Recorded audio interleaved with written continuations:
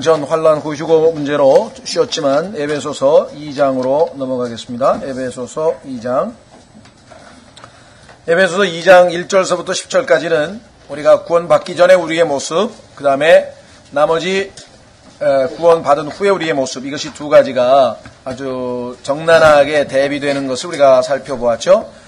오늘 11절서부터 나머지 2장 끝부분까지는 이방인들이 하나님과의 관계가 구원받기 이전과 구원받은 이후에 어떠한 관계로 변화되는지, 달라졌는지, 신분이 달라졌는지 그 문제입니다. 지난번에는 구원받은 사람이 과거의 삶이 이랬고, 과거의 신분은 이랬고, 불순종하는 자의 영이 우리 안에 역사하고 있었고, 진노의 자녀였고, 불순종의 자녀였는데, 예수 그리스도를 믿고 하늘에 안심받고, 그 다음에 은혜로 구원을 받고, 그 이후에 우리의 삶이 선한 행실을 하도록 하나님께서 정하시고, 이런 것들을 우리가 쭉 살펴봤었거든요. 이 시간에는 11절서부터 22절까지입니다. 자, 에베소서 2장 11절서부터 22절까지 우선 하나님 본문 말씀을 읽어보면 여러분들이 이건 무슨 내용이구나 라는 것을 알 수가 있을 텐데요. 아주 엄청나게 중요한 내용입니다, 사실은. 자, 그러므로 기억하라. 너희는 지나간 때에 육체로는 이방인이요. 자, 육체로는 이방인이요. 손으로 육체에 행하는 할례를 받아 할례자들이라 불리는 자들로부터 무할례자들이라 불리던 자들이라. 유대인들이 자기들은 육체의 할례를 받았다 그래가지고 이방인들을 할례받지 않았다고 해서 얘기를 하는 것을 볼 수 있죠. 말씀드린 것처럼 이 할례라고 하는 것은 어린아이가 8일이 되면 그 포피를 베어서 그 유대인들이 하나님과의 그 표적으로 삼았기 때문에 전 세계, 요즘은 이제 그 위생상의 이유 때문에 이방인들도 이제 어린아이들 태어나면 다 포경수술을 시키잖아요. 그러네 요즘에 와서는 또 그게 아니라 그래가지고 또 안 시킨다고 뭐라 그러는데, 하여간 그걸 떠나서 이것은 하나님과 유대인 사이에 표적으로 주어진 것이기 때문에 과거 2차 세계대전 때만 해도 소위 말하면 유대인을 히틀러가 색출을 해가지고 이제 죽이잖아요. 다 가스실로 보내야 되는데, 어떤 사람은 외모로 봐서 저 주민등록이고 뭘로 봐도 이제 속이려고 그러는 사람들 있잖아요. 예를 들면 살아남기 위해서. 그러면 알 수가 없어. 그러면은 남자들의 경우에는 어떻게 하냐면 건강검진 하는데 가가지고 아랫도리를 벗겨본다고. 딱 할례 받은 사람 보면 너 유대인이구나. 너 속여서 잡아갔다고. 그게 그만큼 이거는 유대인에게만 하나님과의 표식으로 주어진 거예요. 육체로 할례를 받았다. 손으로 육체의 할례를 받았다 그러죠. 그렇죠? 자, 우리 그리스도인들은 손으로 하지 아니한 할례를 받았다. 이렇게 성경에 써 있어요. 근데 유대인들도 사실은 하나님께서 원하는 거는 육체에다가 표시를 해서 할례를 받았지만, 육체에다가 할례 받은 게 중요한 게 아니라 마음의 할례를 받는 게 중요하다고 성경에 말씀을 하신 적이 있어요. 자, 우선 로마서 2장으로 가보겠습니다. 로마서 2장. 그래서 육체로 아브라함의 후손으로 태어난 자가 다 아브라함이 아니고 하나님 앞에 믿음으로 나아간 자들만이 유대인이라고 한 것과 마찬가지죠. 자, 로마서 2장에 보시면 28절, 이는 겉으로 유대인이 아니요 겉으로 육체에 행하는 할례가 그 할례가 아니기 때문이라. 오직 속으로 유대인이요 할례는 율법 작구 안에 있지 아니하고 영 안에 있는 마음의 할례니라. 마음의 할례에 대한 이야기 나오죠. 그렇죠? 자, 신약에서는 여러분과 제가 예수 그리스도를 믿는 순간에 할례라고 하는 것은 이 수술 칼로 실제적으로 살을 비워내는 거잖아요. 살을 비워내는 건데, 그런 육체의 손으로 한 할례가 아니라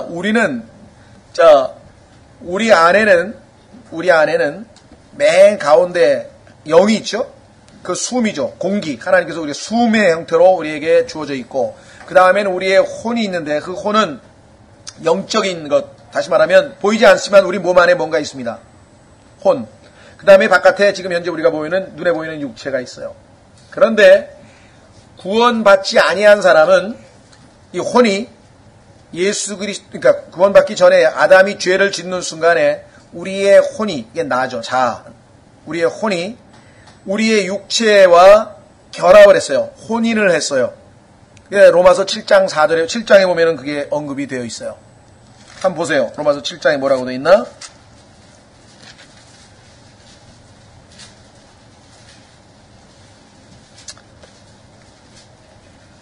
형제들아 내가 법을 아는 자들에게 말하노니 법은 율법입니다. 너희는 법이 사람이 살아있는 동안에만 그를 지배하는 줄 알지 못하느냐?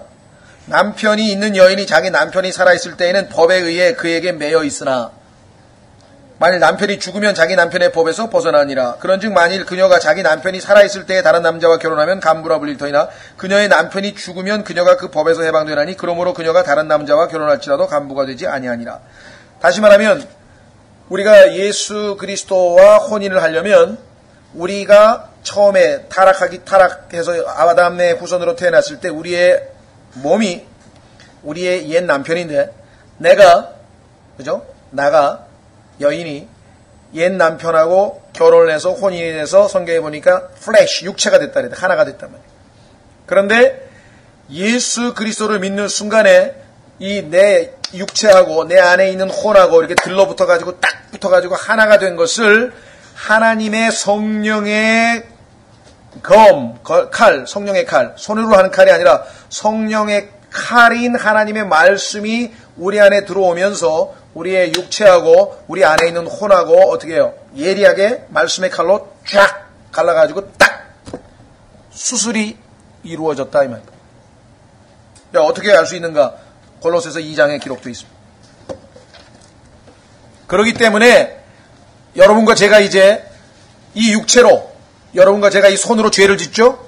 이 손으로 우리가 죄를 지을 수도 있잖아요. 우리 입으로 죄를 지을 수 있잖아요. 눈으로 죄를 지을 수 있잖아요. 이 바깥에 있는 육체의 눈으로, 육체의 손으로, 그럼에도 불구하고 우리가 더럽혀지지 않는다 이거예요. 왜? 우리 안에 있는 혼은 이 육체로부터 떨어져 있기 때문에 혼은 더럽혀질 수가 없어요. 놀랍죠? 성경에 기록되어 있다. 자, 골로새서 2장 11절. 골로새서 2장 11절.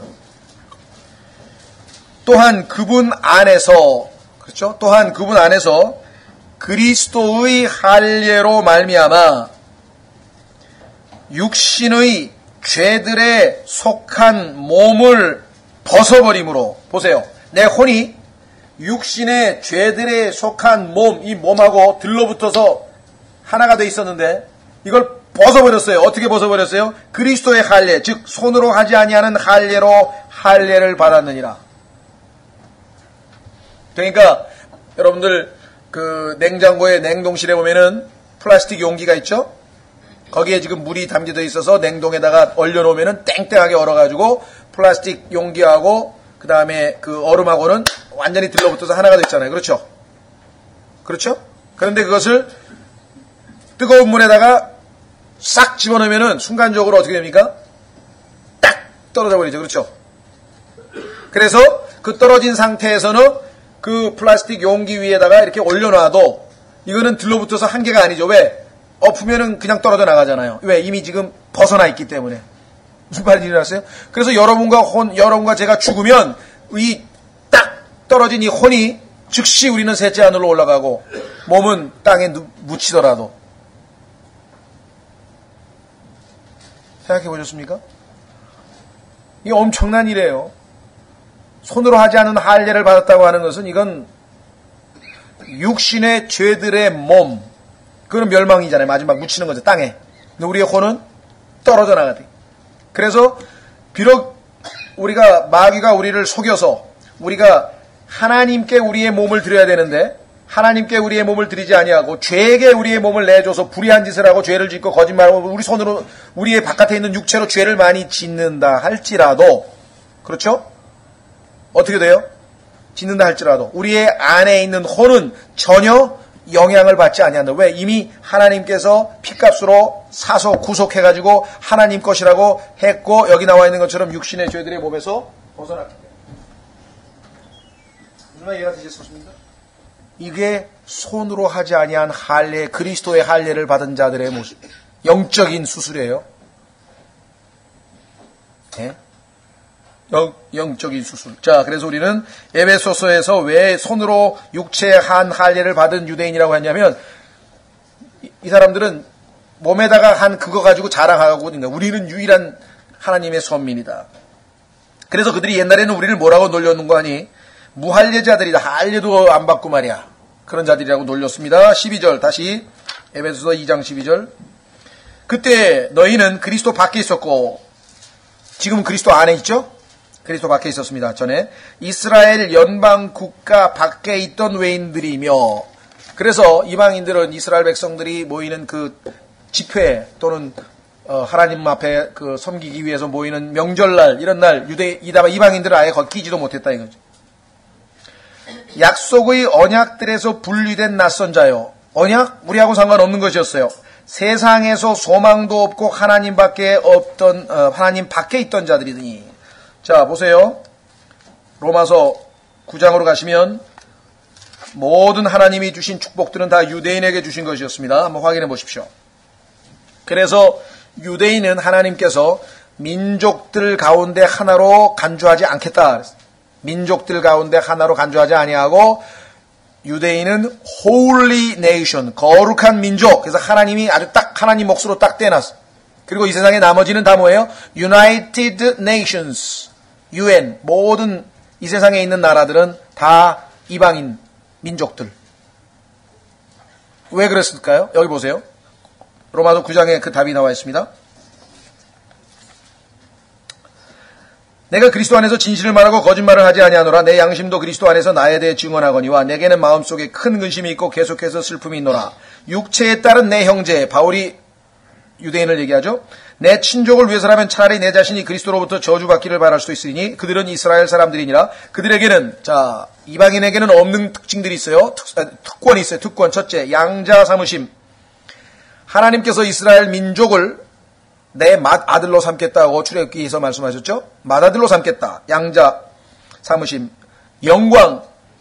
하나님의 신의 산에서 이스라엘 영광을 보여줬죠. 이스라엘에게 언약들을 주셨죠. 율법을 주셨죠. 하나님을 섬김도 레위기에 보면은 전부 다 유대인들이 하나님 앞에 어떻게 하나님을 섬길 것인가 그 방법을 가르쳐 주신 거 아니겠어요?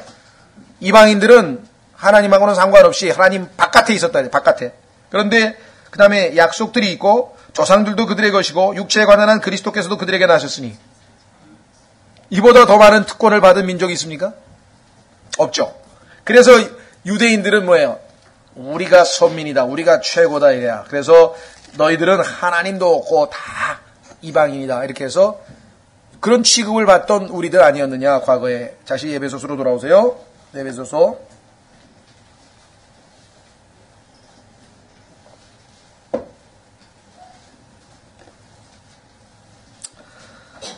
자, 그런데 이제는 그랬네요. 자, 지나간 때라고 11절에 나오죠.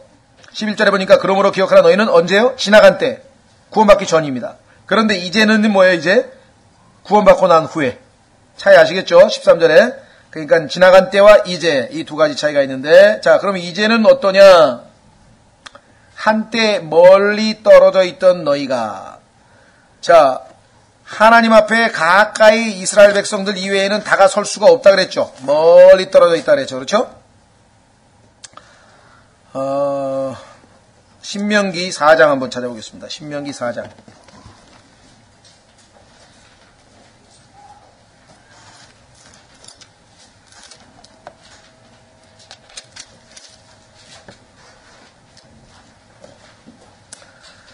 신명기 4장에 보면요. 이스라엘 백성이 얼마나 자기 민족을 긍지를 가지고 자랑스럽게 했냐면 이렇게 외칩니다. 신명기 4장 7절. 주 우리 하나님께서 우리가 그분을 부르며 구하는 모든 일에서 우리에게 가까이 계신 것 같이 하나님을 자기들에게 가까이 모신 그런 큰 민족이 어디 있느냐. 성막에 1년에 한 번씩 하나님이 계신 그 장소에 그 언약궤가 있는 데까지도 들어갈 수 있는 대제사장이 대표로 해가지고 하나님 앞에 그렇게 가까이 갈 수 있는 민족이 어디 있냐 이게. 하나님이 구름기둥과 불기둥으로 인도하시고 출애굽할 때 앞장서서 인도하시고 또 뭐 그 적들을 쳐부실 때 말벌을 보내셔서 또 쳐부시고 하여간 뭐 기적을 포함해서 이렇게 하나님하고 밀접하게 가까운 관계를 맺고 있는 민족이 어디 있느냐, 이렇게 자신 있게 이야기를 했죠. 8절에도 이날 내가 너희 앞에 두는 이 모든 율법과 같이 의로운 법규와 법도를 가진 큰 민족이 어디 있느냐. 율법이 총 613개인데요. 613개의 그 율법은 전 세계의 모든 문명국가, 뭐 미국을 포함해서 유럽을 포함해서 모든 전 세계 모든 문명국가들의 법 체계의 틀이 되는, 기본이 되는 겁니다. 전부 다 성경의 이 613개의 유대의 율법에서 다 민법, 형법, 상법 이게 다 나오는 거거든요. 모든 원칙이. 법 철학적 체계는 다 여기서 나오는 거예요. 그러니까 유대인들이 긍지를 가질만 하죠. 너희들 중에서 우리 거 안 베낀 거 어디 있냐 이거야. 네? 자, 그렇게 우리는 아주 한때는 멀리 떨어져 있던 자들인데, 자, 13절. 너희가 그리스도 예수님 안에서, 자, 아까 12절에는 그리스도 밖에 있었다 그랬는데, 그리스도 안에서, 자, 어떻게 그리스도 안으로 들어왔습니까? 아까 고린도전서 12장 13절 우리 설교 시간에 나온 것처럼 성령 침례로 인해서 그리스도 안으로 들어왔다 그랬죠? 성령께서 우리를 그리스도 안으로 집어넣는, 몸 안으로 집어넣었다 그랬잖아요. 예수님을 믿는 순간에 우리는 그리스도의 바깥에 있던 자들이 성령께서 보이지 않는 순간에 우리를 어디다 집어넣었어요? 그리스도의 몸 안에다가, 주님의 몸 된 교회 안에다 집어넣었어요. 그래서 그리스도 안에 들어오게 됐어요. 근데 그 순간에 우리의 육신의 죄들의 몸으로부터 내 혼이 떨어져 나가면서 하나님께서 어떻게 죽이신 거죠. 내 옛사람을. 옛 남편이 죽은 거예요. 그래서 우리 안에 들어와 계신 새 남편 되시는 예수 그리스도와 우리가 하나가 돼 혼인을 하게 된 거라고 성경에 얘기했단 말이에요. 영적으로. 그렇죠? 자, 그러니까 예수 그리스도를 마음으로 믿겠다고 결정하는 순간 사실은 우리에게 일어나는 변화는 약 40여 가지가 됩니다. 예? 글쎄요. 이 세상에 그 순간적으로 그렇게 어마어마한 변화가 일어나는 그런 기적적인 일들이 뭐 얼마나 되는지 잘 모르겠는데요. 기껏해야 나비가 군뱅이처럼 이렇게 기어댕기다가 번데기를 딱 벗고, 껍질을 벗고 탁 해가지고 하늘로 탁 나르면 정말 차원이 다른, 그렇죠? 바닥에 기어댕기던 나비가 하늘로 창공을 날아가는, 거기가 비유도 안 되겠지만, 그렇죠? 우리가 구원받으면서 그 죄인의 신분에서 하나님의 아들로 바뀌면서 구원받으면서 일어난 일들이 지금 몇 가지, 지금 영적 할례, 그 다음에 성령 침례, 그 다음에 우리의 신분이 하나님의 아들로 바뀐 것, 그 다음에 우리 안에 파워, 어마어마한 권능이 들어와서 나중에 이제 하늘을 박차고 그냥 지금 그제 일본이 쏘아 올린 무슨 위성인지 뭔지 그건 아무것도 아니지. 기억하잖아요. 우리는 그냥 샥 하는 순간에 막 200억 광년이 넘는 그 셋째 하늘로 올라가가지고 일어날 일을 생각하면, 그렇죠. 이게 지금 엄청난 일이거든요. 자, 그리스도 예수님 안에서 그분의 피로 가까워졌느니라. 놀랍습니다. 예수 그리스도의 피로 말미암아 이제는 우리는 하나님의 죄사함과 구속과 은총을 받는 모든 자격을 다 갖추게 돼서 이제 드디어 가까이 하나님 앞에 나아갈 수 있게 됐죠. 14절. 그분께서는 우리의 화평이시니라. 예수님이 우리의 화평이야. 그러니까 예수님을 안에 모시고 있는 사람은 항상 마음이 편해. 화평이시니까. 피스가 우리 안에 들어와 있으니까. 그런데 왜 불안해하나요? 왜 염려하고? 그건 정말 어리석은 사람이에요. 왜냐하면 자기 안에 예수 그리스도, 우리의 평화, 우리의 화평 되시는 분을 안에다 모셔놓고 불안해하는 거야.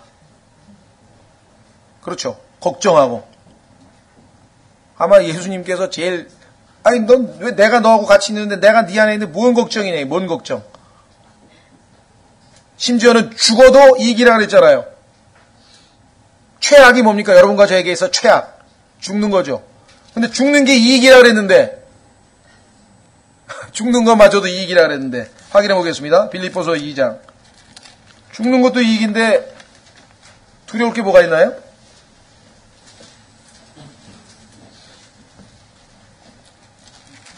빌립보서 1장, 죄송합니다. 빌립보서 1장이죠. 21절. 빌립보서 1장 21절에 내게는 사는 것이 그리스도시요 죽는 것이 세상 사람들에게는 뭐예요? 최악이죠. 우리는 뭐예요? 이익이야, 이익. 죽는 것이 이득이니라. 왜 이득입니까? 여기 사는 거하고 셋째 하늘에 가서 새 예루살렘에서 사는 거하고 어떤 게 더 좋으세요? 예? 뭐 물질적인 측면에서 말할 것도 없고 거기는 그냥 길이 순금으로 투명한 금으로 되어 있다 그랬으니 길이. 그리고 대문이 진주고 벽은 12가지 보석이고 그렇잖아요. 예? 그게 아주 그냥 기본이고 그 다음에 뭐가 없습니까? 고통이 없어요. 왜? 죄가 없으니까. 죄가 없으니까. 고통이 없어. 슬픔이 없어. 울부짖음이 없어. 여기하고는 차원이 다른 거잖아요. 그러니까 바울은 확실한 믿음을 가지고 있잖아. 죽는 게 손해가 결코 아니야. 이익이지 우리에게는. 이 세상 사람들은 죽는 게 아주 막 최악이야. 전혀 그렇지 않습니다. 자, 그래 다시 에베소서로 돌아오셔서 그분은 우리 화평이시니라. 그분께서 둘을 하나로 만드사. 이 둘이 누구냐? 우리 보통 우리나라에서는 이제 서로 전혀 섞일 수 없는 거를 물과 기름이라 그러죠. 그죠? 물과 기름 같다. 그러면 전혀 섞일 수 없는 또 아주 사이가 나쁜 것을 우리나라는 뭐라고 하는지 잘 모르겠는데 영어에서는 그걸 개하고 고양이라 그래요. 우리도 쓰나요? 예? 견원지기. 예. 개하고 원숭이. 동양 사람은 또 개하고 원숭이하고 사이가 안 좋다 그러는 모양인데 서양 사람은 또 개하고 뭐 고양이 사이라 그런 말 쓰잖아요. 그러니까 유대인하고 이방인은요 절대로 어울릴 수 없는. 아까 봤잖아요. 유대인들은 이방인들을 개들이라 그래서 개. 근데 동물학자들에게 한번 물어보세요. 이 세상에서 제일 더러운 게 개거든요. 자기가 토한 것도 다 먹고 뒤로 싼 것도 먹고 하여간 개는 정말 엄청 더러워. 그래서 그냥 세계 어느 나라에 가도 개자 붙으면 다 욕이에요. 개가 붙으면 다 좋은 게 없어. 다 욕이야, 욕. 근데 이방인들은 개 취급을 당했어. 유대인들은 그렇게 자부심이 강했어. 그래서 페니키아 여인이 수로페니키아 여인이 예수 그리스도께 와가지고 자기 아들 고쳐달라고 하니까 예수님께서 하신 말씀이 아니 어떻게 지금 자녀들에게 지금 먹일 걸 갖다가 개들에게 줄 수 있느냐. 그 얘기는 뭐냐면 예수님이 자기는 유대인이니까 지금 자녀들에게 내가 지금 돌보고 자녀들에게 지금 해야 되는데 너는 지금 이방인이니까 개 아니냐 개. 그럼 어떻게 자녀들에게 줄 걸 개에게 달라 그러냐 했더니 그 여인이 놀라운 믿음의 고백을 했잖아요. 개들도 주인의 상에서 떨어지는 부스러기는 먹지 않습니까? 그러니까 부스러기라도 달라는 거예요, 예수님께. 그 예수님께서 그 믿음을 보시고 얼마나 칭찬하셨어요, 그죠? 그러니까 이방인들이 유대인 앞에서 개라고 있는 건 스스로도 인정하는 거예요. 왜? 보니까 유대인들은 수준이 너무 높아. 이방인들은 그냥 뭐 옷도 대충 입고 그냥 뭐 소위 말하면 한국식으로 얘기하면 완전 쌍놈이고 이 유대인들은 보면 완전 최고급 아주 양반 노릇을 하는 거야. 뭐 모든 게 격식이 있고 다 보면 뭐 품위가 있고 막 그러니까 아예 우리나라처럼 양반 상놈 상종을 안 하듯이 아예 상종을 안 하고 그렇게 원수지간으로 있었고 더더군다나 이방인들은 유대인들을 아시다시피 얼마나 괴롭혔습니까? 그죠? 그래서 유대인들은 아주 막 이 이방인들에 대해서 막 뭐랄까 원한이 맺혀 있잖아요. 유대인 역사 보면 항상 이방인들이 괴롭힘을 당하는 역사였잖아요. 그렇죠? 그래서 그 언젠가 메시아가 와서 우리를 다 복수하고 우리를 최고 국가로 해가지고 이방인들은 그냥 탁 누르는 그것 하나 소망 갖고 지금 살고 있는데 그 유대인과 이방인을 어떻게 했습니까? 둘을 하나로 만들어 버렸대. 이거는 하나님의 전능하신 역사 아니고는 이거 불가능한 얘기. 십자가에서만 가능한 일이지. 그렇죠? 우리나라에서는 뭐 한국에 뭐 어디도 하고 어디도 사람하고 또 막 싸우고 말이야. 한국 안에서도 싸우잖아요. 그죠? 그 다음에 뭐 정당 안에서도 뭐 분파가 있어가지고 원파가 있고 주류가 있고 비주류가 있고 또 싸우잖아요. 또 조금 넓게 나가면 민족들, 우리나라도 일본하고 별로 사이가 안 좋죠? 프랑스하고 독일 사람들, 뭐, 거기도 견원직이에요. 그냥 내립 싸우는 거야. 그래가지고 뭐 보면은, 하여간 그 말이 많아요. 그러니까 예를 들면 뭐, 영국 사람들은 독일 사람들을 보면 뭐라 하냐면, 저놈들은 그러니까 항상 워낙 전쟁을 좋아하는 놈들이 돼가지고, 싸움박질을 좋아하는 놈이 돼가지고, 비가 오면 체육관에서 전쟁할 놈들이라고 그랬다. 그런 속담이 있다고. 그러면 또 독일 사람도 가만히 있나? 뭐 영국 사람도 한마디 하고, 뭐 하여간 그 민족들 간에 막 비방하는, 뭐 우리는 뭐 일본 사람이 뭐 조센징이라 그러고, 우리는 뭐 외놈이라 그러고, 이놈은 뭐 떼놈이라 그러고, 우리는 또 뭐 뭐라 그러고, 하여간 이런 것처럼 어마어마하게 그 민족들 간의 그 내용들 보면요. 관계가 그래요. 이웃국가끼리 더 그렇죠. 스페인하고 프랑스하고, 여긴 또 얼굴 상종도 안 하는 사이예요. 독일하고 프랑스하고, 독일하고 영국하고. 그런데 그 서로 다른 민족들도 유대인하고 붙으면 합쳐가지고 우리는 유나이티드 네이션, 이방인들, 그래가지고 유대인하고, 그 정도로 유대인하고는 또 사이가 안 좋은데, 그 둘을 하나님께서, 예수님께서 하나로 만드셨다. 우리 사이의 중간 벽을 허무시고 원수 되게 하는 것, 곧 규례들의 수록된 명령들의 율법을 자기 육체로 없애셨습니다. 유대인과 이방인의 차이점 한마디로 하면 율법입니다. 유대인들은 뭐 화장실 가는 것부터 시작해가지고 다 율법에 정해져 있어요. 화장실에 갈 때는 어떻게 진영에 나가서 삽으로 뭘 파고 그 다음에 볼일을 본 다음에 어떻게 덮고 막 위생법이 얼마나 까다로운지 몰라요. 밥 먹기 전에는 어떻게 손을 씻어야 되고 그 다음에 시체를 만진 사람은 일주일 동안 바깥에 있다가 또 시체 그러니까 유대인들의 그 율법이 유대인과 이방인 사이를 원수지게 만드는 거야. 이방인들은 그런 거 신경 안 쓰거든. 그렇잖아요. 밥 먹는데 그냥 먹지 무슨 뭐 손을 왜 씻고 먹냐 이렇게 되는 건데 이 유대인들은 아유 저 손도 안 씻고 밥 먹는 놈들 야야 너 상동도 안 하는데 안 쳐다본다 이러고 사이가 이렇게 되는데 그게 원수되게 하는 것이라고 했잖아요. 원수되게 하는 것 곧 규례들에 기록된 수록된 명령들의 율법을 자기 육체로 없애셨으니 십자가에서 이것을 이 육체로 없애신 이야기는요. 골로새서 2장에도 그대로 나와요. 이것은 이 둘을 자기 안에서 하나의 새 사람으로 만들어 one new man. 이게 뭡니까? 이게 보이지 아니하는 예수 그리스도의 몸이에요. 예수 그리스도가 머리가 되시고 그 몸된 교회, 예수님을 머리로 하고 있는 몸된 교회가 one new man.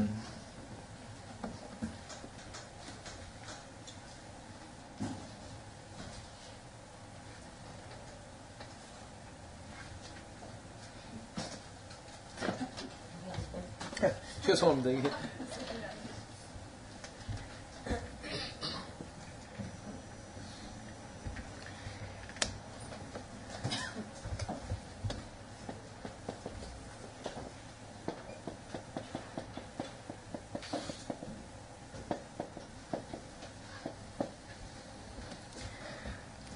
하나님이 보시면요, 이 세상에 우리는 수없이 우리 개념에는 한 사람 한 사람을 다 우리가 한 개체를 다 한 사람이라고 그러잖아요. 그렇죠?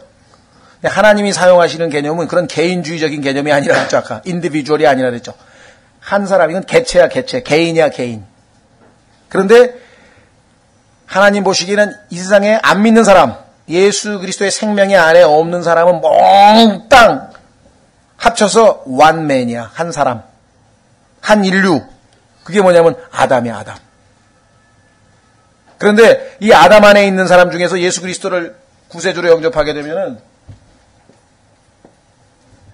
성령 침례를 줘가지고 뽑아내가지고 분리시켜가지고 어디로 집어넣냐면 예수 그리스도의 몸 안에다 딱 집어넣어요. 예수님이 머리가 되시고 나머지는 다 몸이에요. 이게 one new man, 새로운 인류라 이 말 사실은 한 인간이 개체 인디비주얼을 얘기하는 게 아니고 새로운 인류예요. 자, 이게 고린도전서에 답이 나와 있어요. 고린도전서. 그러니까 여러분이 하나님께서는 개인 개별이 아니라 하나님 보시기에는 두 종류의 사람밖에 없어. 한 인류, 두 종류의 인류밖에 없어. 자, 고린도전서 15장.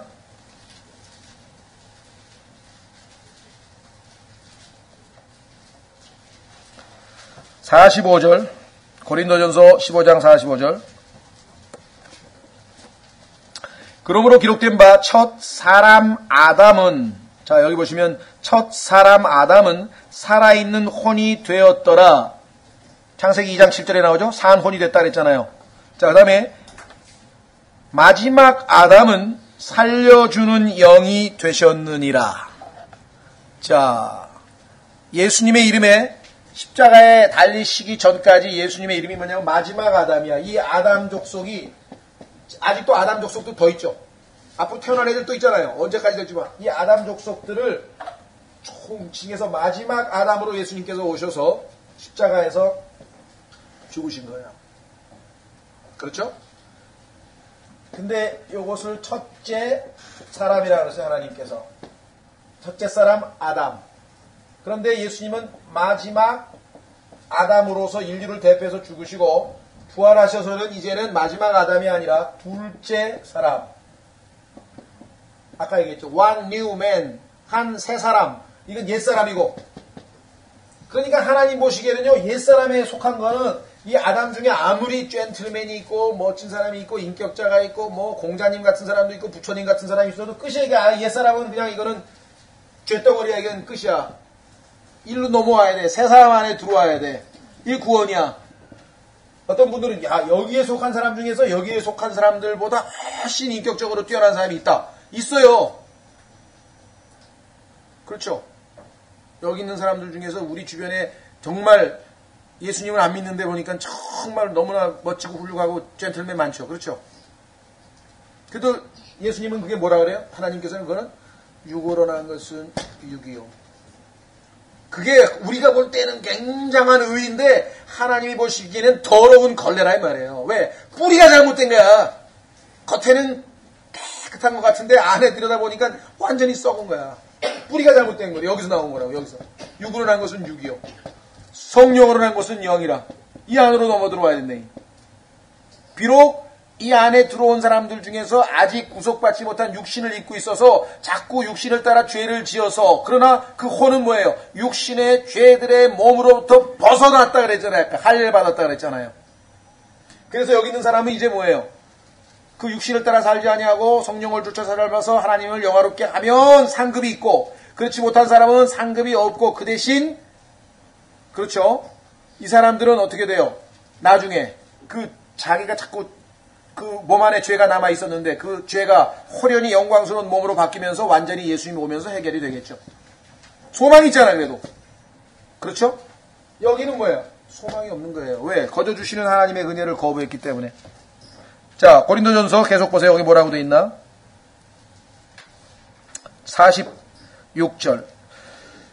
15장 46절에 그러나 영에 속한 것이 첫 번째가 아니요 본성에 속한 것이 첫 번째며 본성에 속한 것이 아담이죠. 그 뒤에 영에 속한 것이라 예수 그리스도죠. 그래서 47절 첫 사람은 땅에서 나서 땅에 속하거니와 그래서 뭐예요? 땅에 있는 것들만 생각하지만 둘째 사람은 one new man 둘째 사람은 하면 예수님만 가리키는 게 아니라 예수님의 머리죠. 예수님이 몸인 교회가 아까 one new man이라고 그랬잖아요. 유대인과 이방인으로 해서 만들어진 one new man. 자, 그래서 둘째 사람은 뭐예요? 여기 나와 있는 것처럼 하늘로부터 나신 주신이라. 그래서 여러분과 저의 소속이 어디예요? 하늘이 돼버린 거예요. 이분이 지금 하늘 소속인데 우리는 소속이 바뀌어버린 거예요. 예? 이 엄청난 일이 벌어져 버린 거예요, 지금. 구원받을 때는 뭔가 모르고 그냥 막 너무 지옥 안 가는 것만 기뻐가지고 그냥 너무너무 감사했는데 나중에 배우고 보니까 이게 뭐 하나님을 찬양하고 드높일 게 뭐 한두 가지가 아니야. 예? One new man 생각해 보셨어요? 둘째 사람이 돼버린 거야, 나는 이제. 첫째 사람하고 상관없어. 그런데 첫째 사람이 그리운지 자꾸만 첫째 사람처럼 살라 그래. 그 이상하지. 끝까지 아주 그냥 우리 몸 안에 들러붙어가지고 이게. 그래서 부인을 하고 십자가에 뭐 박혔다고 믿고 믿음으로 살아야 되는데 계속 우리를 괴롭히고 있지만요. 그러나 우리에게는 소망이 있어요. 예수 그리스도께서 오시는 순간 나에게 끝까지 문제를 지켰던 이 몸이 호련히 영광스러운 몸으로 이 천한 몸이 이 더러운 몸이 영광스러운 몸으로 바뀌면서 이제 죄하고는 완전히 죄의 임재로부터, 죄의 존재로부터 결별하게 되는 것이에요. 그게 몸의 구속이야. 근데 그게 우리의 소망이라고 성경에 써 있어. 예수님이 오시면 이루어질 그날이야. 자, 그래서 에베소서로 넘어갑니다. 드디어 한 세 사람, 놀랍죠? 그게 바로 나구나. 나도 그 한 세 사람의 지체로 포함되어 있구나. 15절에 한 세 사람으로 만들어 이렇게 화평을 이루시고 또 십자가로 그 원수되게 하는 것, 아까 나왔죠? 율법. 원수되게 하는 것을 죽이사 친히 십자가로 이 둘을 한 몸으로 하나님과 화해하게 하려 하심이라. 한 몸, 교회 나왔죠? 한 세 사람, 교회 나왔죠? 얼마나 놀랍습니까? 17절, 또 그분께서 오셔서 멀리 떨어져 있던 너희에게 또 가까이 있던 그들에게, 멀리 떨어져 있던 너희는 누굽니까? 유대인. 그렇죠? 가까이 있던 그들 누굽니까? 죄송합니다. 거꾸로 했네. 다 조시나? 내가 조나? 예? 어떤 유명한 나이 많은 교수가 강의를 하다가 자기가 졸았대요. 그래가 뒤로 꽈락 넘어졌대요. 그러면 그냥 와카카카카 웃어야 되는데 조용하더래. 다 졸고 있더래.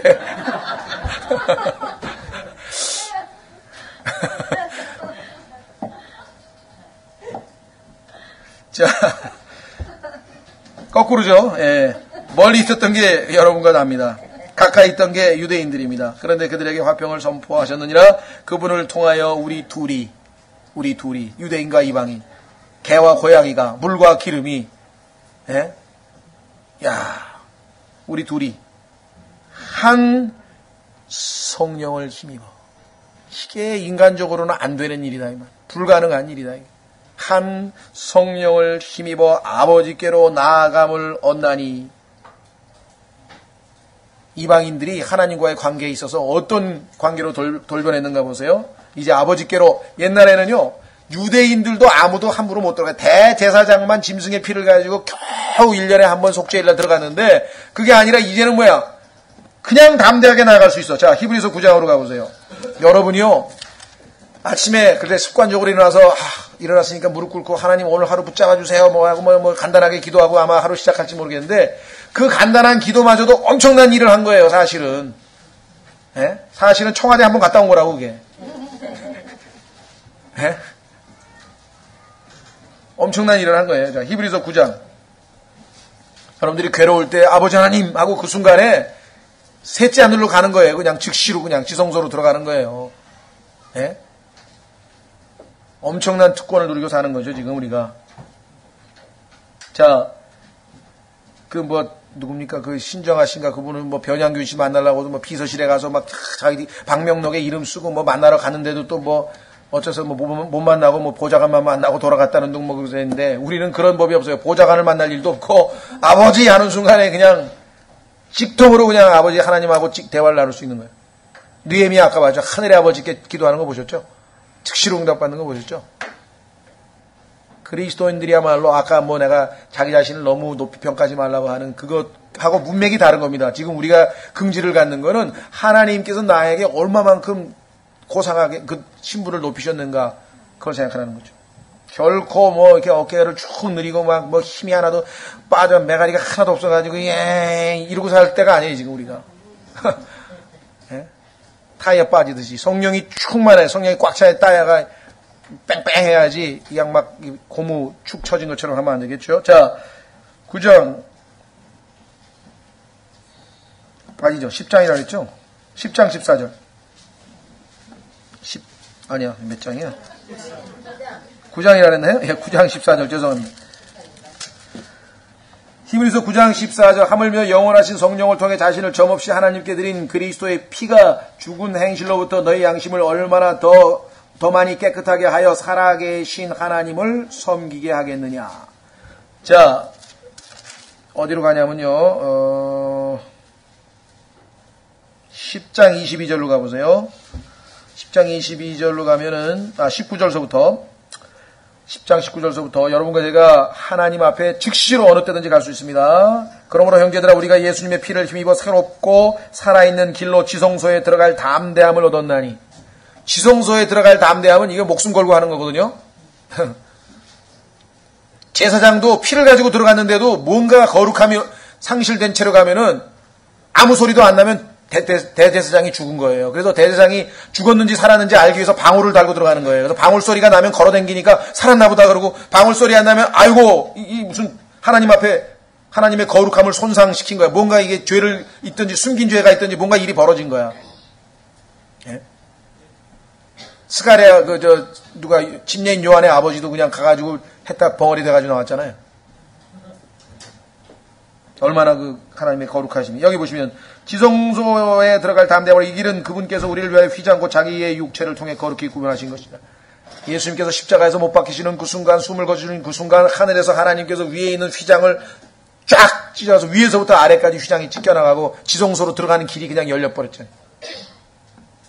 예? 그래서 또 하나님의 집을 다스리는 대제사장께서 우리에게 계시며 우리 마음이 뿌림을 받아 약한 양심으로부터 벗어났고 우리 몸은 순수한 물로 씻겨졌으니 우리가 믿음의 충만한 확신 속에서 진실한 마음으로 가까이 다가가자. 그렇죠? 그래서 우리는 하나님 앞에 언제든지 가까이 다가갈 수 있는 길을 예수 그리스도의 죽으심을 통해서 보장받았다고 하는 것. 자, 그래서 우리는 다시 19절. 에베소서 2장 19절.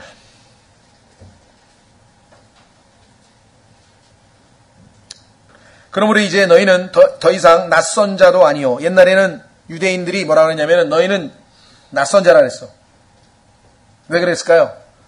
우리 보통 그러잖아요. 우리가 보통 정상이면 어떤 사람이 좀 이상하게 생겼다든가 좀 이상한 짓을 하면 좀 이상한 사람이네. 그 유대인들도 이상한 사람들이네. 우리하고 틀리네. strangers. 낯선 놈들이네. 이랬다고 과거에는. 그런데 아니야 이제는. 그 다음에 외국인도 아니야. 외국인. foreigner. 하나님의 나라, 하나님의 백성이 아니라 외국인이었어 옛날에는. 그런데 지금은 더 이상 외국인도 아니고 오직 성도들과 더불어. 과거에는 성도, 세인트, 거룩한 백성, 홀리 네이션이 딱 하나뿐이었어 유대인. 그런데 교회도 성경에 보니까 우리가 뭐예요? 홀리 네이션. 확인해 보겠습니다. 베드로전서 2장. 이야, 여러분들은 물론 대한민국 백성입니다. 육체적으로 그렇고 이 사회적으로 그렇고. 그러나 우리는 영적으로는 홀리 네이션, 국적이 하나 더 있어요. 베드로전서 2장.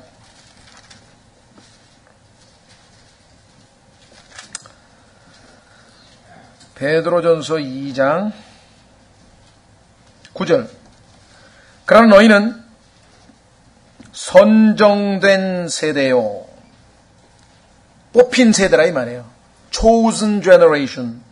선택받은 세대. 그 다음에 왕가의 제사장이요. 그 다음에 뭐라 그랬습니까?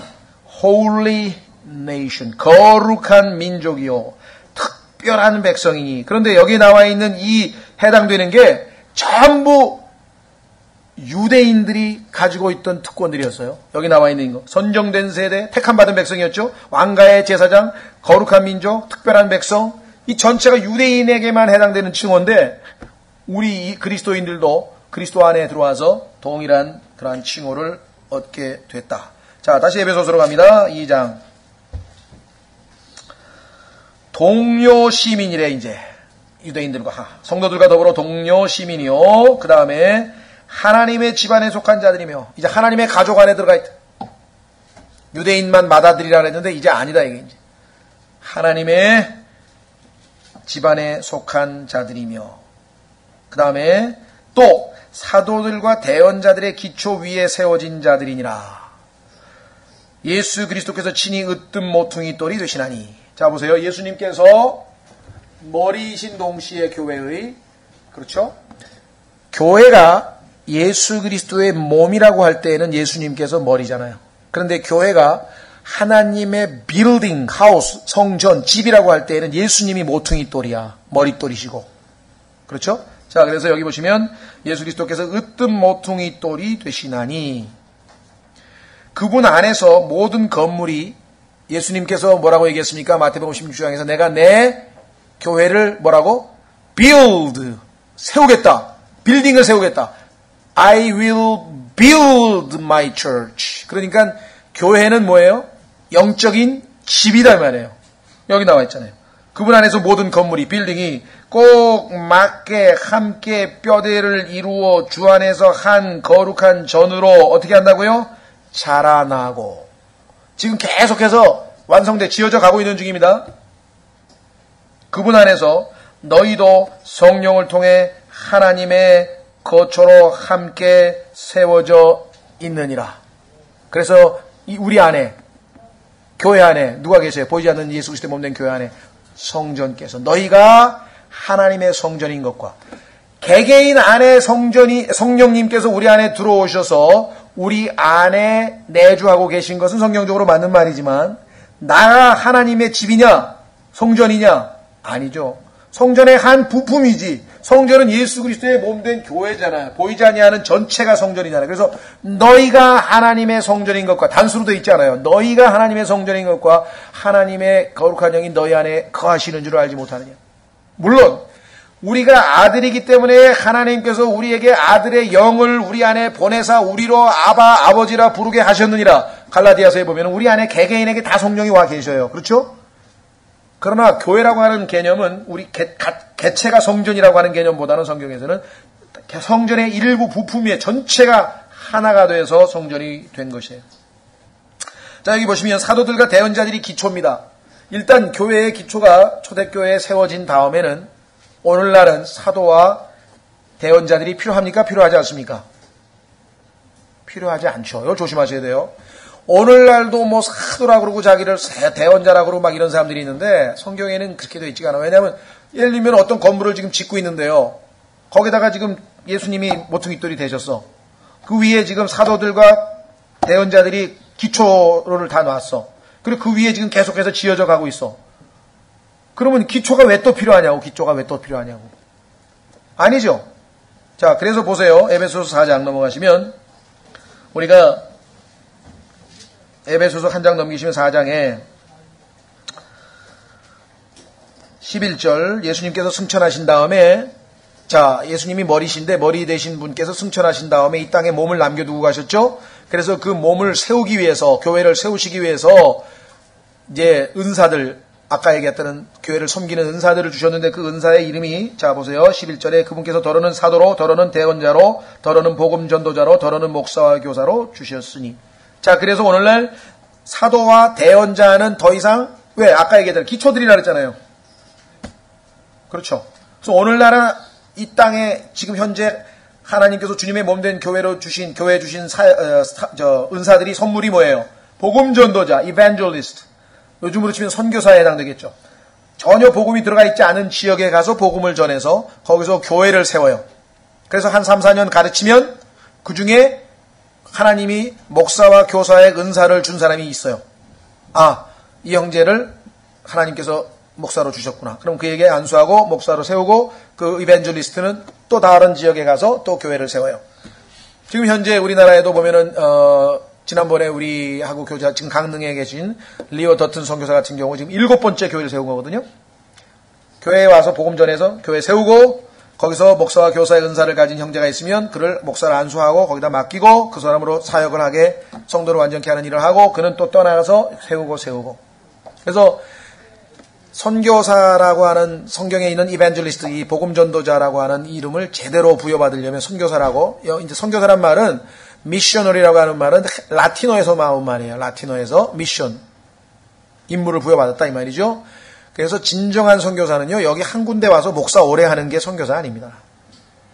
본래 성경적 의미에서의 선교는 아니에요. 그렇다고 뭐 그분을 못했다는 게 아니라 성경에서 제대로 된 은사를 받은 선교사는 복음 전하고 교회를 세운 다음에 목사와 교사 되는 은사를 가진 사람 세우고 바울이 그랬잖아요. 디도 세우고 디모데 세우고 여기서 세우고 자기는 떠나서 또 다른 교회 세우러 가고 또 다른 교회 세우러 가고 지금 그분은 아마 30년 동안에 7번째, 8번째인가 지금 강릉에 교회를 세우신 걸 보고 아 저분이야말로 성경에 나오는 선교사 역할을 제대로 하시는구나. 다른 분들은 자기가 교회 한번 사는 데만 10년, 20년 아예 목사 해버린단 말이에요. 뭐 목사와 교사의 은사를 받아서 하는 건 나쁠 건 없어요. 그러나 선교사라고 하는 칭호는 성경적인 의미에서 볼 때는 여기에 복음 전도자에 해당되는 것이다. 그래서 우리가 교회의 목사와 교사의 그 은사 선물을 주셔서 그 사역을 하게 했다고 하는 이유로 하는 거는 왜 성경에는 분명하게 여기 보니까 사도도 있고 대언자도 있고 복음 전도자도 있는데 왜 교회에서는 목사와 교사 얘기만 하느냐? 그 이유는 아까 얘기했지만 기초들은 이미 놓여졌고요. 그렇죠? 그 다음에 복음 전도자는 지금 현재 저희 교회에서 만약에 어떤 분이 복음 전도자의 어떤 그런 은사를 하나님이 주셨다고 확인되면 그가 갈 수 있는 거예요. 교회 세우러. 그렇죠? 그런 은사가 있다는 것을 우리가 확인해서 그에게 하나님이 주신 은사를 발휘하도록 우리가 교회가 지원해가지고 예를 들면 바울을 그 안디옥 교회가 바나바와 보냈듯이 그렇게 보낼 수 있는 거예요. 그렇죠? 자, 우리는 이제 에베소서 2장을 마치는데요. 에베소서 2장을 마치는데 여기 한 가지 아까 말씀드리고 싶은 것은 생각을 해보십시오. 이 유대인과 이방인은요 어느 정도까지 지금 막 그 사이가 나빴냐면요. 누가복음 4장 한번 보세요. 누가복음 4장에 보시면 우리는 유대인들이 어느 정도까지인지 지금 별로 실감이 안 나죠. 유대인들 중에 아마 철저하게 유대 민족 어떤 그 종교 지키는 사람들은요. 지금도 미국에 가면은 참 철저하게 거기 우리가 예를 들면 이제 정육점에 가면요. 유대인 정육점이 따로 있어요. 다 미국에 가면. 왜냐하면 유대인들은 피가 섞여 있으면 절대로 안 되잖아요. 피를 먹으면 안 되잖아요. 그래서 유대인 랍비들이 그 푸주간에 가서 피가 한 방울도 없는 다 검사해가지고 그 도장 찍어준 고기만 사다 먹어요. 유대인들은 절대로. 그 다음에 안식일을 지킨다 그래가지고요. 그건 좀 내가 볼 때는 율법을 왜곡해서 하는 거지만 안식일 지킨다고 일 안 한다 그래가지고 뭐 예를 들면 심지어는 밖에 나가서 외식 안 하는 건 물론이지만 돈도 안 쓰고 그러니까 나중에 어떤 사람은 나는 현금은 안 쓰지만 크레딧 카드는 좀 써야 되겠다. 뭐 그래가지고 유대인들 사이에서도 크레딧 카드 쓰는 게 안식일을 범한 거냐 안 범한 거냐 갖고 또 논쟁을 벌이고 우스갯소리도 좀 있기는 있지만 아주 이 유대인들 중에 펀더멘털리스트, 근본주의자들은 뭐 철저하게 따집니다. 그렇게 유대인들이에요. 그게 자 4장 보세요. 4장에 보시면 예수님께서 유대인들에게 쭉 설교를 합니다. 자기 고향 나사렛에 가서 쫙 설교를 회당에 가서 했는데 유대인들이 잘 듣고 있었어요. 잘 듣고 있다가 언제 흥분해 버리냐면요. 자 보십시오. 24절 4장 24절에 보시면 또 이르시되 진실로 내가 이르노니 너희에게 이르노니 어떤 대언자도 자기 고향에서는 인정받지 못하느니라. 그러나 내가 너희에게 진실을 말하노니 엘리야 시대에 3년 6개월 동안 하늘이 닫혀 온 땅에 두루 큰 기근이 있었을 때 이스라엘에 과부가 많이 있었을 때 엘리야가 그들 중 아무에게도 보내어지지 아니하고 오직 시돈의 도시 사렙다에 사는 한 과부 여인에게만 보내어졌으며. 자, 유대인의 자존심을 건드리는 말씀을 하신 거예요. 하나님께서 유대인 과부에게는 아무도 안 보냈는데 이방인 과부에게만 하나님께서 엘리야를 보냈다. 또 27절 또 대언자 엘리사 때 이스라엘에 나병 환자가 많이 있었을 때 그들 중 아무도 정결하게 되지 못하고 오직 시리아 사람 나만만 정결하게 되었느니라. 너희가 얼마나 하나님 말을 안 들었는지 하나님께서 오죽하면 이스라엘 사람들 중에는 나병을 고쳤다는 기록이 하나도 하나님이 역사를 안 했는데 시리아 사람 이방인 중에 나만이라고 하는 장군은 나병까지 고쳐줬다. 그 얘기를 했더니 유대인들이 흥분하는 거 보세요. 28절 이방인들을 얼마나 시기하고 미워하면 회당에 있던 모든 사람들이 이 말들을 듣고 진노가 가득하여 일어나서 그분을 도시 밖으로 밀어내어 자기들의 도시가 세워진 산에 낭떠러지까지 이끌고 가서 거꾸로 떨어뜨리려 하되 예수님을 낭떠러지 때 밀어서 죽이려고 그랬어요. 유대인들이 이 정도예요. 이방인들을 얼마나 미워하는지. 예? 사도행전 22장도 한 구절 더 보겠습니다. 여러분들에게 아마 유대인하고 이방인하고 유대인들이 그렇게 이방인들을 싫어하나 이게 지금 실감이 잘 안 나실 것 같아서 몇 구절 살펴보는데요. 사도행전 22장에 가면은 바울이 유대인들을 향해서 이와 같이 이야기를 합니다. 자기는 성전에서 이방인들을 성전 안으로 데리고 들어왔다. 사실은 아닌데 그렇게 오해를 사가지고 막 유대인들이 흥분해가지고 막 죽여야 된다고 막 그러니까 그 로마 치리자들이 아니 뭔 죄를 져가지고 죽이냐고 재판 좀 해보자 그래서 지금 하는 겁니다. 그래서 지금 소위 말하는 피고에게 진술권을 줬어요. 22장 사람들아 형제들아 아버지들아 내가 이제 너희에게 변명하는 말을 들어라. 그가 히브리 말로 자기들에게 말하는 것을 그들이 듣고 더욱 잠잠하거늘 바울이 이르되 히브리 말 자기네 민족 말을 딱 하니까 이제 자세하게 듣고 있죠. 사도행전 22장 3절 진실로 나는 유대인으로 길리기아의 도시 다소에서 태어났을 때 이 도시에서 가말리엘의 발 밑에서 자라며 조상들의 율법의 완전한 방식에 따라 가르침을 받았고 이날 너희 모든 사람처럼 하나님을 향해 열심이었노라. 내가 이 길을 핍박하여 이 도 예수 그리스도 내가 길이요 진리요 생명이니 이 진리 이 길을 핍박하여 사람을 죽이기까지 하고 남녀를 결박하여 감옥에 넘겨주었느니 대제사장과 장로의 신분을 가진 사람들도 다 나에 대해 증언하느니라. 내가 또한 그들로부터 형제들에게 보내는 편지를 받아 다마스커스로 가서 거기에 있던 자들도 결박하여 예루살렘으로 끌어다가 형벌을 받게 하려 하였노라. 그러니까 다시 말하면 자기가 왜 그리스도인이 됐는지 왜 복음을 전하는지 쭉 이야기를 합니다. 그다 보세요. 21절 쭉 얘기를 할 때 베레벨 얘기도 다 듣고 참어. 유대인들이 다 들어줬어. 바울의 간증을 들을 때 차분하게 듣고 있다가 어디에 가서 흥분을 하나 보세요. 자 20절 주의 순교자 스데반이 피를 흘릴 때도 나도 곁에 서서 그의 죽음에 동의하고 그를 죽이는 자들의 옷을 지킬 줄을 그들도 아나이다 하니 그분께서 내게 이르시되 떠나라 내가 너를 여기에서 멀리 이방인들에게로 보내리라 하셨느니라. 너희가 얼마나 복음을 안 받아들이면 하나님께서 이방인들에게 나를 보냈다 그러니까 폭발하네 그냥 시기심이. 뭐라고 하나 보세요. 22절 그가 이 말하는 것까지 그들이 듣다가 소리를 높여 이르되 이런 놈은 이 땅에서 없애버려라. 하여간 막 거의 히스테릭하게 반응이 나오는 거예요. 이방인 얘기만 나오면 유대인들은 그냥 막 그런 유대인이 예수 그리스도의 피로 인해서 그 유대인이 이방인들과 같이 앉아서 예배를 드리고 밥을 먹고 형제라 그러고 부둥켜 안고 생각해 보셨어요? 그렇게 돼버렸어요. 그것뿐이에요? 목숨을 걸고 이방인들에게 복음을 전해준 자들이 바로 유대인 사도들이잖아요. 그 이방인들을 위해서 목숨을 내던지고 복음을 전해줬다니까요. 복음의 권능이 파워가 얼마나 강한 건지 아십니까?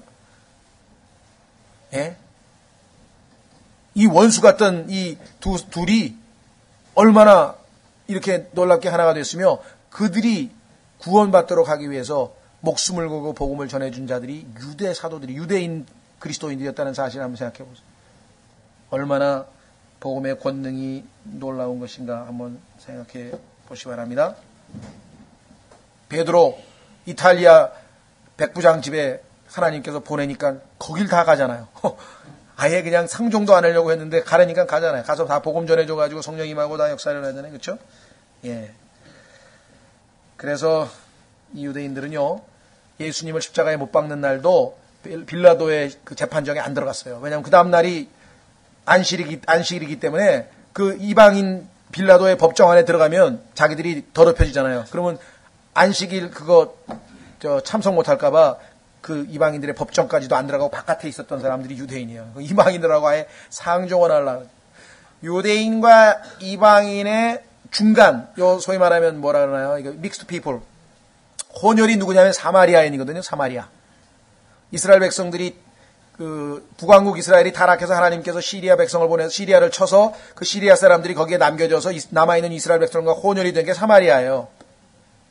그러니까 사마리아는 사실 유대인 피가 절반은 섞였는데도 불구하고 예수님께서 사마리아 여인한테 물 좀 달라 그랬더니 아니 당신은 유대인인데 어떻게 사마리아 사람한테 말을 겁니까? 그러죠. 그러니까 이방인은 한 단계 더 나간 거예요.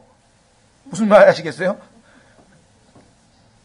예, 얘가 좀 이 문맥을 우리가 생각할 때 이게 화평이라는 게 이 둘 사이에 서로 좋은 사이가 될 수 없는 그러한 것인데 복음으로 말미암아 이 엄청난 역사를 일으키셨다고 하는 사실.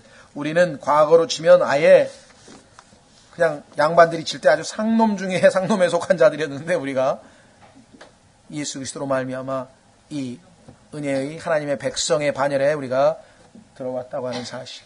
그렇죠? 이제는 유대인이든 이방인이든 누구든지 다 하나님의 은총, 은혜를 받을 수 있는 길이 열리게 되었습니다. 그래서 다음 시간에 이제 3장 공부하도록 하겠습니다. 오늘은 여기까지 하겠습니다. 다 같이 일어나셔서